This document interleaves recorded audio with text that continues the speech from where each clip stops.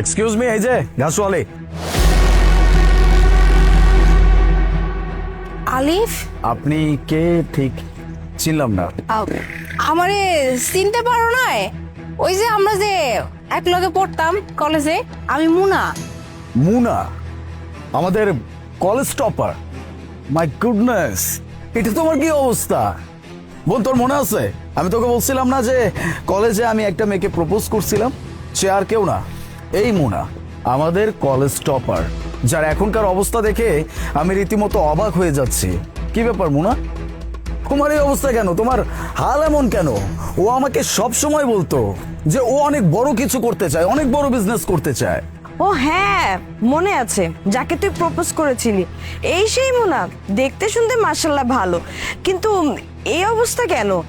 আমার তো গা ঘিন ঘিন করতেছে, শুধু তুই বলছিস বিধায় আমি এখানে আসছি। আরে বেচারি, নিজের কপালটা নিজে খাইছে। আচ্ছা মুনা, তোমাকে বলি, তখন যদি তুমি আমার ভাইকে বিয়ে করতে, তাহলে আজকে তুমি এখানে থাকতে, কোথায় লাক্সারি লাইফ ক্রিয়েট করতে, কোটি টাকার বাড়িতে থাকতে, লাখ টাকার গাড়িতে চড়তে, বা দামি দামি খাবার খেতে। তা না করে এই গাঁও গ্রামে এসে তোমার এই কি হাল করেছো? আমি শুধু আলিফের মুখের দিকে তাকিয়ে এই গ্রামে এসেছি, এখানে গোবরের গন্ধেই তো আমার বমি চলে আসতেছে। বোন, ইউ হ্যাভ এনি আইডিয়া যে ও আমাকে কেন রিজেক্ট করছিল? ও রিজেক্ট করছিল শুধুমাত্র এই কারণে যে ও ভালো একটা বিজনেস করতে চায়, ওর একটা ভালো স্টার্ট আপ দরকার, যার কারণে ও যদি কোনো রিলেশনশিপে জড়ায় যায় তাহলে ও এগুলোতে কোনো রকম ফোকাস করতে পারবে না।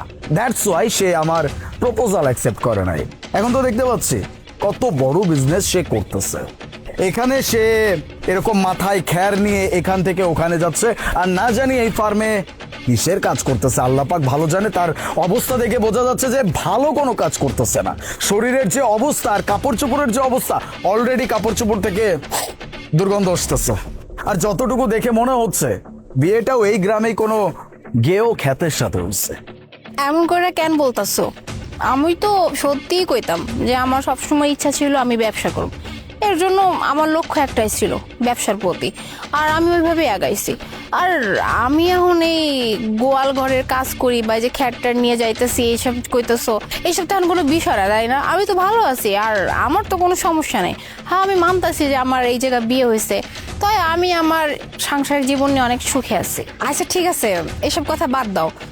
তোমরা এখানে কি লেগাইছো?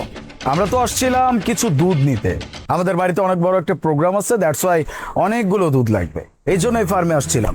কিন্তু এখানে এসে যে তোমাকে দেখে ফেলবো এইটা আমি কখনো ভাবতে পারি নাই। জাস্ট রীতিমতো আমি অবাক হয়ে যাচ্ছি তোমাকে। ও আচ্ছা, দুধ নিবার লেগে আইছো, একদম সঠিক জায়গায় আইছো। এখানে একদম পুরো